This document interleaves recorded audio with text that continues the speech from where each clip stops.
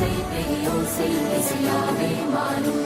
மந்திரம் ரெண்டும் செய்தும் ஒரு புதிய பருவம் பாடும். இந்த ஆசை பெரியோசை இசையாகும். இந்த திருமண கொண்டாட்டம் நம்